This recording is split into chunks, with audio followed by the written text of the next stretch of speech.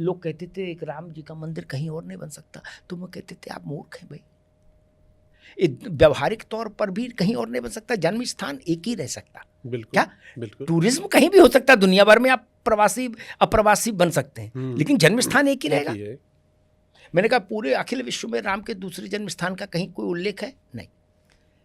तीसरी बात मैंने कहा कि हिंदुस्तान वही मंदिर इसलिए बनना चाहिए, वह मंदिर उस मानसिकता का उन्मूलन करेगा, उस मानसिकता पर हमारी विजय स्थापित करेगा जिस मानसिकता के चलते वो मंदिर गिराया गया था बाबर के समय में।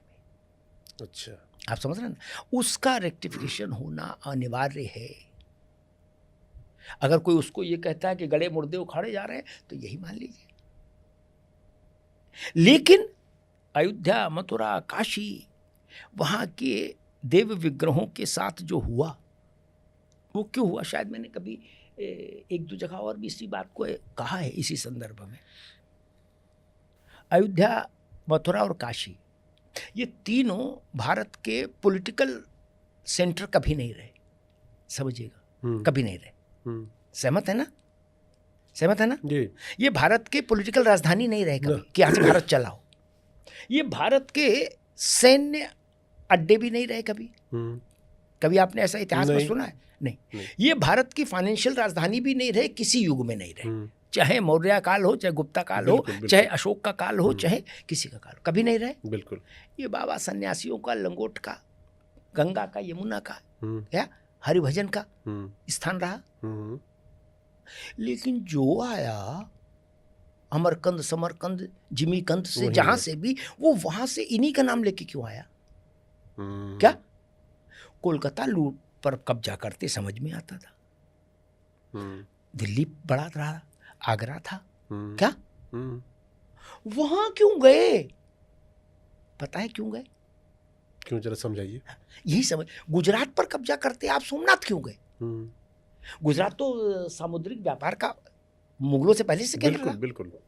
इसलिए गए, ये समझ ले आदमी तो फिर वो सहमत हो जाएगा कि हाँ भाई इन चीजों का निस्तारण तो करना ही होगा। अन्यथा ये कि पाँव में फोड़ा है और फोड़े पर मिहिर ने रुमाल रख लिया। रुमाल रखने से कुछ नहीं हो रहा बाबू, दूर से भी फोड़ा दिख रहा है, उसका आकृति तो दिख रही ना, और दर्द भी हो रहा है। एक बार फोड़े का ऑपरेशन हो जाने दीजिए, मवाद निकल जाए, सूख जाए, सूखने की दवा खा लीजिए, फिर अच्छा हो जाएगा, फिर रुमाल भी रखने की जरूरत नहीं पड़ेगी छुपाने की। इसलिए आए ये लोग, इन्होंने ये R&D की, ये शोध किया कि भारत का आत्मसम्मान और आत्मस्वाभिमान और भारत की संस्कृति का आत्मसम्मान, क्या उसके केंद्र बिंदु कहाँ है? तो कहा काशी, मथुरा और अयोध्या। क्या वो भारत के भाव जगत के सबसे बड़े नायक हैं तीनों, राम, कृष्ण और शिव। लोहिया ने कहा कि भारत को की कल्पना नहीं हो सकती राम, कृष्ण और शिव के बिना।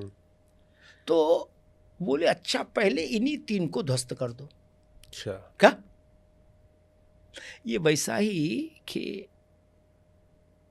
हमारा घर गिराने की बजाय पूरा क्या, हमारे घर से हमारे परबाबा की तस्वीर या मूर्ति ला के चौराहे पर उसको जूतों से पीट के, तोड़ फोड़ के है, और अपने घर की सीढ़ी में चुनवा दिया। क्या इसका क्या संदेश है? हम बताना चाहते हैं कि उनके पुरखे हमारे जूतों के नीचे हैं, ये नहीं बताना चाहते। बिल्कुल मैसेजिंग।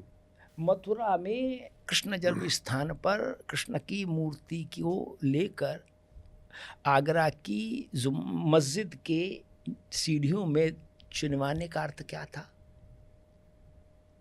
लूटपाट करने आए थे, समझ में आ गया। ये क्या था? इस मैसेजिंग का काउंटर मैसेजिंग से ही होगा। क्या ये जान लीजिए जी। और जो लोग इस तरह की बातें कहते हैं कि फोड़े पर रुमाल रख लो, वो धूर्त है।